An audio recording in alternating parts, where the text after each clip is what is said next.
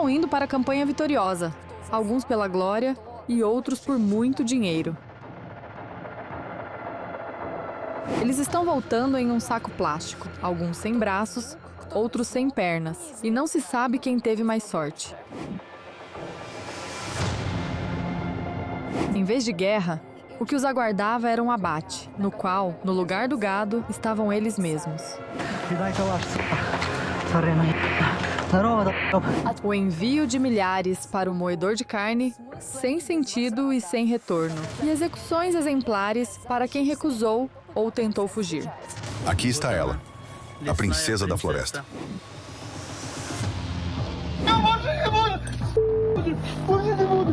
Por isso, há cada vez menos gente querendo morrer voluntariamente. E Putin precisa de cada vez mais. No que o exército russo se transformou no 4º ano da guerra? Como e por que Putin tenta esconder o envio em massa de russos para essa fornalha da sua guerra insana?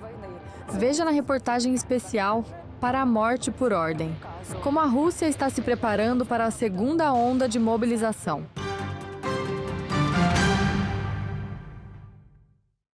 Ultimamente, na Rússia, voltaram a discutir ativamente os rumores sobre uma possível nova onda de mobilização. Enquanto no Kremlin, em resposta aos apelos dos radicais para raspar todo mundo à força, os soldados em geral ficam calados. Mas tanto cidadãos comuns quanto especialistas são constantemente levados a pensar que, desta vez, Putin não vai conseguir evitar a mobilização. Assim, em agosto de 2024, no contexto dos avanços das Forças Armadas da Ucrânia na região de Kursk e da ameaça a outras regiões fronteiriças, houve uma histeria generalizada para colocar todos em prontidão. Um mês depois, em setembro de 2024, após o início dos testes do Registro Eletrônico Unificado de Serviço Militar, voltou a surgir preocupação. Agora sim, vão alcançar cada um, diziam. Paralelamente, Putin assina um decreto aumentando o efetivo das Forças Armadas da Rússia em 180 mil pessoas, chegando a 1,5 milhão de militares. Esses 180 mil são recrutados principalmente entre contratados, voluntários e reservistas, sem anúncio oficial de mobilização. No outono de 2022, a Duma estatal ainda não tinha conseguido aprovar o volume necessário de documentos e vários atos normativos que permitissem empurrar para o exército, a pontapés, uma enorme quantidade de pessoas de perfis diversos. Por isso foi anunciada a mobilização. Agora todos esses documentos foram aprovados. Novos continuam sendo aprovados, e não há qualquer necessidade de mobilização. Ao mesmo tempo, correspondentes militares pró-Rússia e autores de canais Z fazem uma intensa campanha pela realização da segunda onda de mobilização. Eles citam as perdas crescentes na zona da chamada Operação Militar Especial, a falta de pessoal no fronte e a potencial escalada do conflito com o Ocidente, incluindo o envio de armas de longo alcance para a Ucrânia. Para a Rússia, é preciso fechar um fronte bastante extenso, a linha de contato de combate desde a direção de Kharkiv até a direção de Kherson. Para isso são necessárias novas unidades, novos destacamentos. Quero dizer, reforçar as unidades e destacamentos já em atividade com militares mobilizados. Só assim é possível garantir continuidade e preparo. Yuri Kotenok, correspondente militar russo. Segundo eles, sem um fluxo adicional de pessoas, as forças russas correm o risco de perder a iniciativa em direções-chave. Em suas declarações, Putin negou publicamente várias vezes que haja planos de nova mobilização. Nós seguimos outra tática. Estamos expulsando o inimigo dos territórios que precisam ser colocados sob nosso controle. Nesse sentido, não temos qualquer necessidade de realizar mobilização. A mobilização não foi encerrada juridicamente, ela continua. Mas não há convocação real desde então, desde novembro de 2022. Do meu ponto de vista, são razões políticas. A mobilização foi recebida de forma muito negativa pela sociedade russa, e o governo teme realizar outra onda como aquela, mas está se preparando para isso. A forma mais simples de ocultar a mobilização é usar o serviço militar obrigatório. A Duma estatal aprovou em segunda e terceira leitura a lei que torna o alistamento anual. Agora, jovens de 18 a 30 anos podem ser convocados o ano inteiro, não só na primavera e no outono. Os conscritos são um grupo vulnerável à parte, a partir do qual recrutam inclusive militares profissionais, entre aspas. É que, bom, Antes víamos que os comissariados militares na Rússia não davam conta das metas, com bastante frequência, para recrutar, 300 mil conscritos por ano para esse serviço obrigatório de 1 ano. E nem sempre os comissariados tinham tempo, durante as campanhas de alistamento, de realizar todas as etapas, desde o exame médico até a decisão final. Conscritos não são oficialmente considerados participantes da guerra e, por lei, não podem ir ao fronte, mas na prática muitos acabam sendo convertidos em futuros soldados contratados. Nova turma que presta juramento militar é declarada aberta. O recrutamento começa ainda no serviço. Desde cedo prometem salário maior, benefícios sociais e serviço na Rússia. Comandantes pressionam os conscritos a assinar contrato, usando ameaças como perder férias ou documentos. E quando isso falha, recorrem até a fraude direta. Um grande caso foi confirmado pela promotoria russa. O comando simplesmente falsificou assinaturas de um grande número de conscritos, assinou contratos por eles e os enviou para a guerra oficialmente na condição de militares contratados. Mas os próprios conscritos não sabiam disso. Declaro que não tenho desejo e me recuso a assinar qualquer tipo de contrato. Se aparecer um contrato supostamente assinado por mim, significa que isso ocorreu sob pressão psicológica ou física. Oficialmente, o governo diz que as novas regras simplificam o registro militar e reforçam a defesa. Mas, com uma guerra longa e perdas crescentes, o alistamento anual soa como preparação para uma nova mobilização discreta. Em outubro, a Duma aprovou uma lei permitindo enviar reservistas a treinamentos especiais, envolvendo-os em tarefas tanto na guerra quanto em tempo de paz. Status sob o qual a Rússia opera, já que não declarou guerra. Reservistas são a reserva das Forças Armadas, na qual ingressam todos os homens que serviram no Exército ou aqueles que não serviram, mas completaram 30 anos. Eles ingressam na reserva das Forças Armadas e nela permanecem até os 55 anos.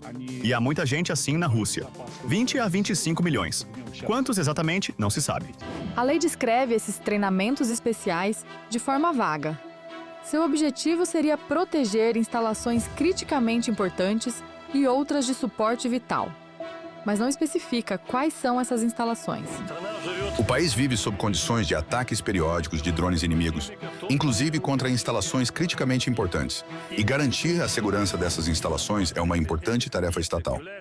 Uma tarefa estatal ainda mais importante é atrair o maior número possível de reservistas por meio desses treinamentos especiais, vesti-los com uniforme e isolá-los. E então começa a funcionar a mesma tecnologia usada com os conscritos. De novo, não há necessidade de declarar mobilização. Como está dito na lei, instalações de infraestrutura crítica. Mas, no geral, essas pessoas também podem ser usadas na guerra. Já agora, nos anúncios que vi em algumas páginas regionais, enfatizam que não vão participar da chamada Operação Militar Especial, que ninguém será enviado para a guerra, que é só proteção de instalações de infraestrutura crítica. Mas, se você olhar para o próprio projeto de lei, as autoridades resolvem outra tarefa.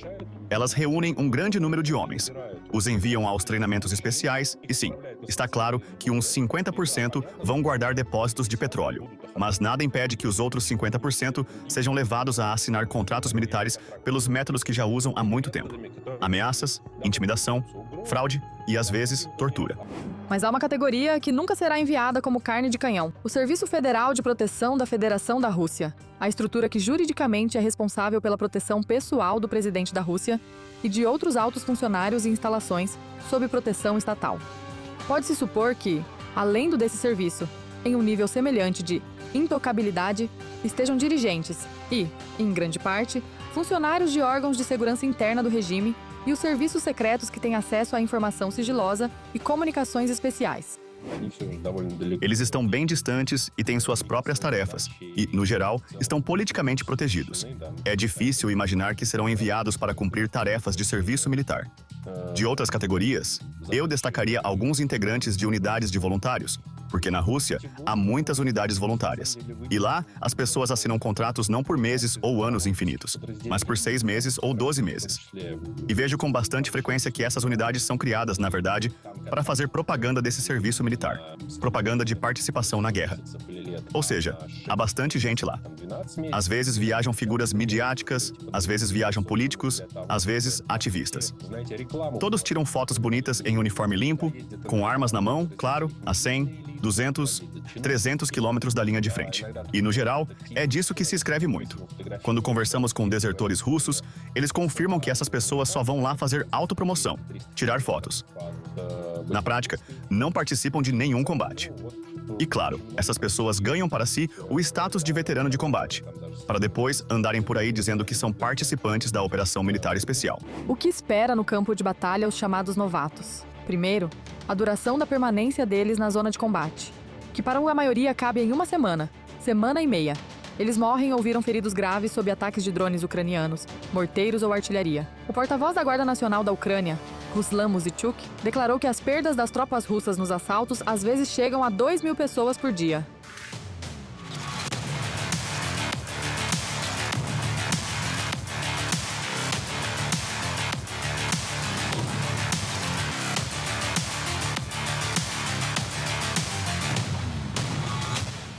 De que sobrevivência se pode falar se o treinamento de um novato se limita a 10, 14 dias em acampamentos na retaguarda? Isso inclui treinamento básico de tiro, treinamento médico básico e prática de ações em um grupo. E estão completamente ausentes instruções em nível de companhia e batalhão, coordenação de combate, adaptação a condições reais. Depois, esse contingente, muito cru em termos de combate, é colocado em vagões e enviado à Ucrânia. Alguns tiveram uma semana de preparação, outros 2, outros 3. Jogaram a gente nos trechos mais pesados. De 100% morreram, digamos assim, 90%. A taxa de sobrevivência foi de uns 10 a 15%. Novatos são enviados quase imediatamente para frentes de alta intensidade, em ataques apelidados no início da guerra de assaltos de carne. Os caras foram derrubados, há muitos feridos, mortos ainda mais. E nós, por enquanto, sobramos 4. Droga, quantas pessoas perdemos? É simplesmente... Do meu pelotão, praticamente, não sobrou ninguém. A companhia inteira, 70 pessoas, foi destroçada. Restaram só alguns. Dos 30 do nosso destacamento que levaram, 20 já não existem. Para os feridos não há recursos, não há entrega de munição, de remédios, de comida, nem da própria água. Aqui isso é muito escasso. A gente tem que beber de poça, derreter neve quando tem. Estão simplesmente nos mandando para a morte sem reconhecimento ou com informações de reconhecimento imprecisas. Sem qualquer apoio de artilharia. Com um fuzil, 4 granadas para tomar posições fortificadas das Forças Armadas da Ucrânia. E sem qualquer apoio da Rússia, nem de equipamento militar. Esses mesmos militares, em seu relato, disseram que eles próprios compram drones, rádios, comida, água, remédios e uniformes. E que a ajuda humanitária não chega até eles e aparece à venda em lojas. Ao mesmo tempo, o não cumprimento de ordens aqui é punido com morte. Se alguém recuar, vamos simplesmente fuzilar nós mesmos. Vão só pra frente. A situação com os feridos também é complicada. Este vídeo, por exemplo, foi encontrado por militares ucranianos no telefone de um soldado russo morto. Ele diz que foi ferido e não consegue sair da zona de combate. Outro sobrevivente de um assalto contou que ficou sozinho de todo o grupo de ataque, com um ferimento na perna que acabou virando gangrena. No fim, ele mesmo amputou a perna com uma faca. Acabaram encontrando-o por acaso 17 dias depois do ferimento. Estou baleado. Enfim, estou sobrevivendo como posso. Estou tentando rastejar para fora.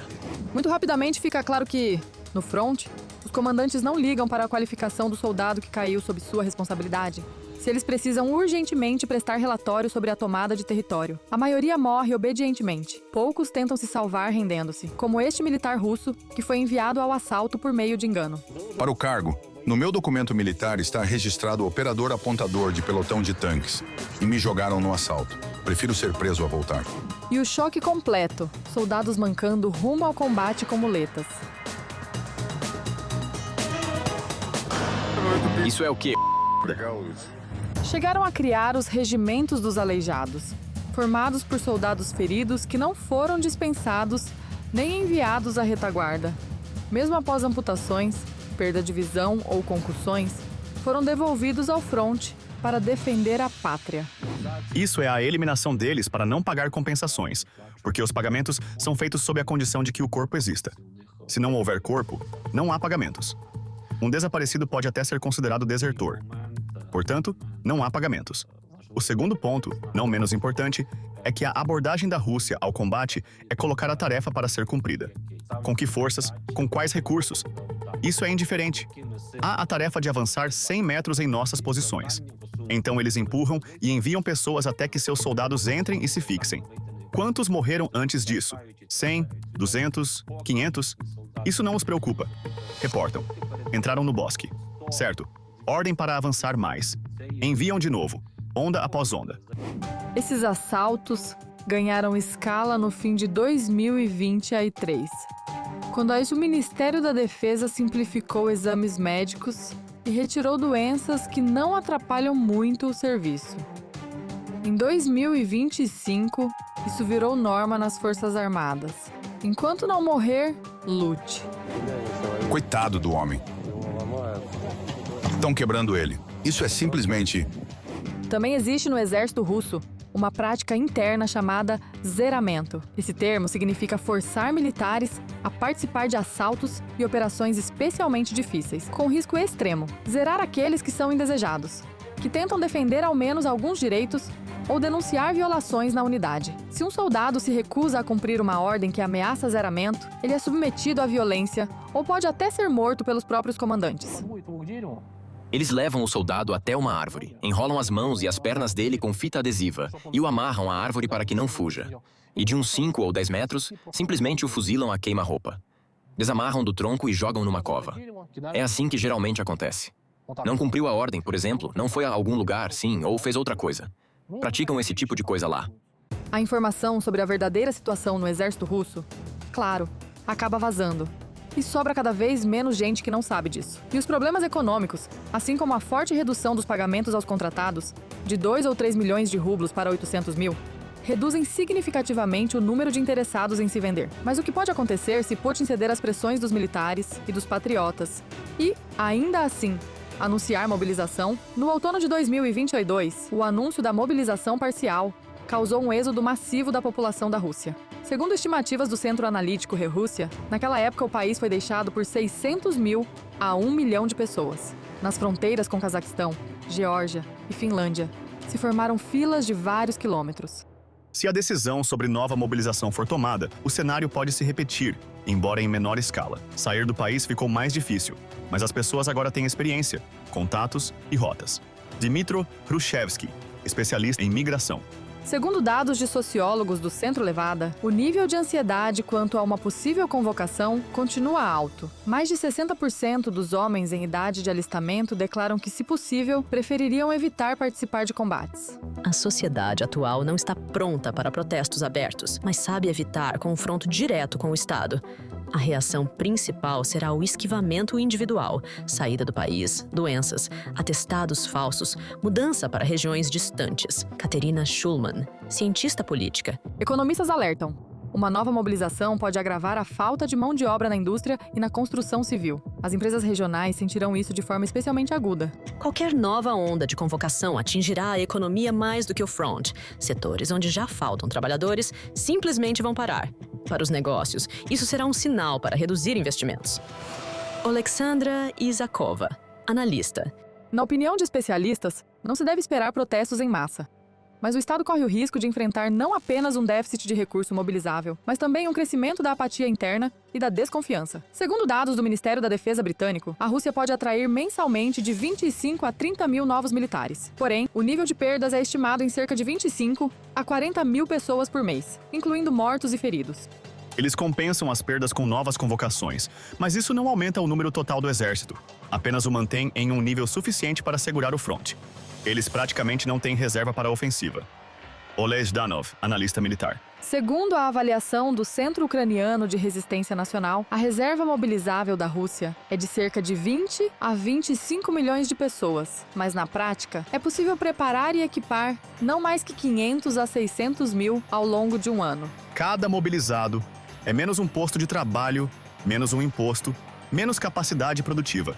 O sistema está trabalhando no limite e não pode sustentar o front indefinidamente. Kirilo Rohov, analista econômico.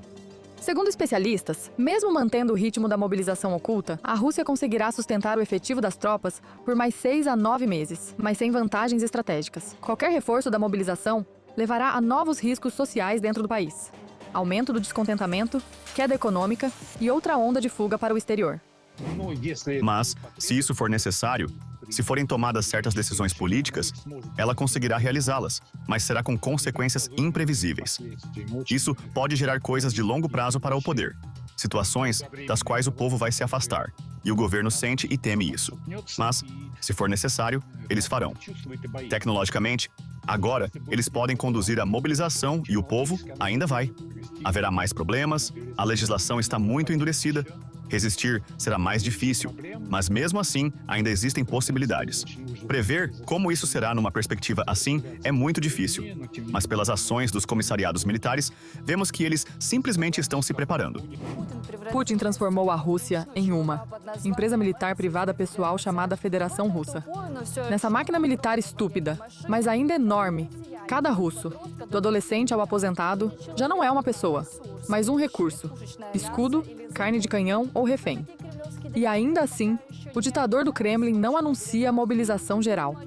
Aparentemente sente que o sistema cuidadosamente construído pode sair de controle.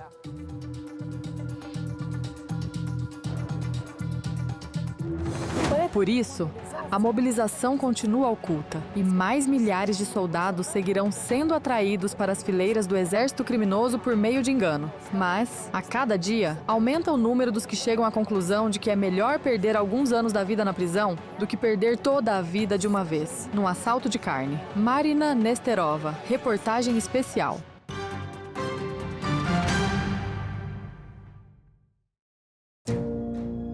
Inscreva-se no nosso canal UATV Português e mantenha-se atualizado com os eventos mais importantes, as principais notícias da Ucrânia e do mundo, análises profundas, reportagens exclusivas e entrevistas.